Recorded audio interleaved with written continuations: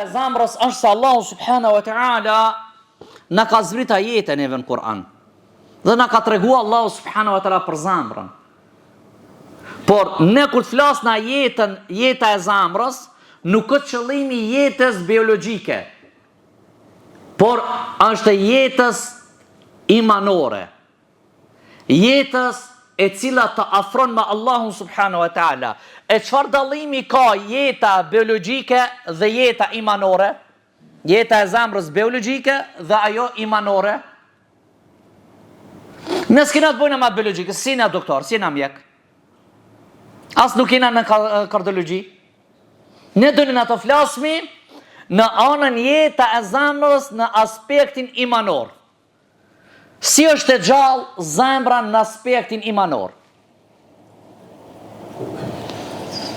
Tash kur e folëm akshamin, a vërrejtë diçka në zemër në i knatësi, në i ambëlsi?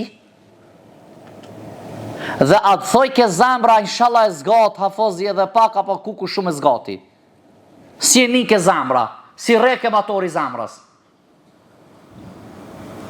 Nëse zemra ka dëshirue që ma shumë të lexojë hafozi, edhe sikur se je knaq, sonde e ka zgat, jem knaq, edhe në ruku, kur ke të thonë, Subhana Rabbi al-Azim, ka dëshirue zamra, që sikur se trike edhe pak hafozi. Apo në sejde, kur ke qenë, kur ke thonë Subhana Rabbi al-Ala, kur ke thonë Allahu Ekber imami, shumë pak boni. Nëse që kjo zamër, kërkon këto momente, dije se e ka jetën e mirë me Allahun. Kjo është knatësia, kjo është jeta e zamrës.